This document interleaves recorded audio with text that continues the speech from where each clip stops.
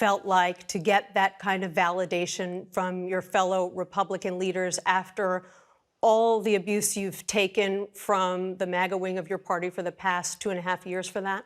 For simply doing your job on January 6th?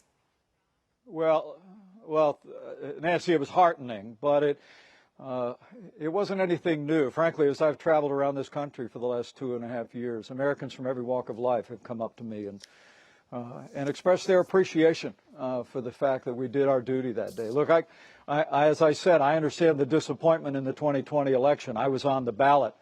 But under our Constitution, states certify elections, and once court cases and reviews and recounts are completed, the only duty of the vice president is to preside over a joint session of Congress where those votes are open and counted. And I welcome the fact that almost everybody on that stage made it clear that I did my duty that day. And I think the American people deserve to hear where every single one of the candidates for the Republican nomination stand. Yeah, I want to ask you about one of those candidates, entrepreneur Vivek Rama. Swami, you had some criticism of him on the stage. You said the country can't afford to have a rookie in the White House.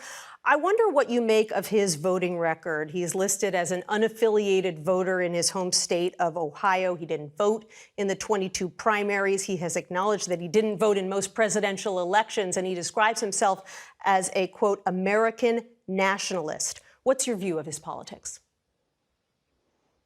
Well, where to start? We had a good, vigorous debate, which is why you have primaries, Nancy. And I welcome the chance to contrast my longstanding commitment to the conservative agenda and frankly, the fact that I believe in all humility that I'm the most qualified and the most tested candidate in this race.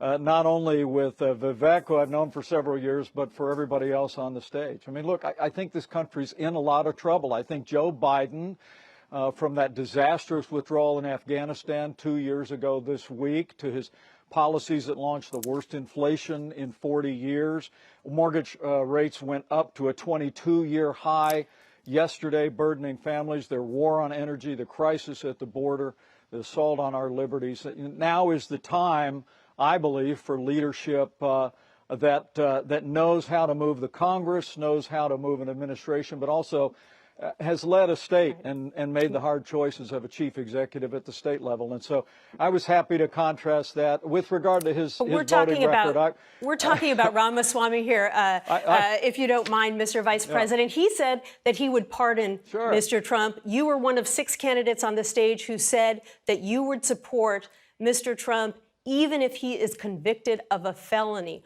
Why do you feel that way, especially since you also said on the stage that you felt that he asked you to put him before the Constitution? Why should someone like that be president?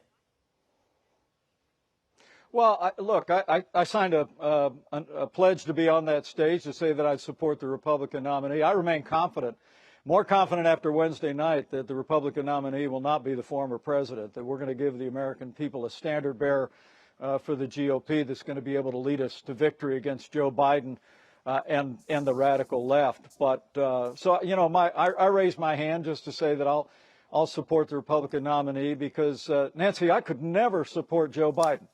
I mean, Joe Biden's policies have been disastrous. He and his family are under an ethical cloud themselves. And frankly, Joe Biden has trampled on the Constitution of the United States. He's failed to faithfully execute our laws at the southern border of the United States, created the worst crisis in American history. And that student loan giveaway, where he was going to ask truck drivers to pay their taxes to pay off the student loans of graduate students, was essentially an unconstitutional power grab that I rejected. So I'll support the Republican nominee, and I'm going to continue to work my heart out to make sure that it's me.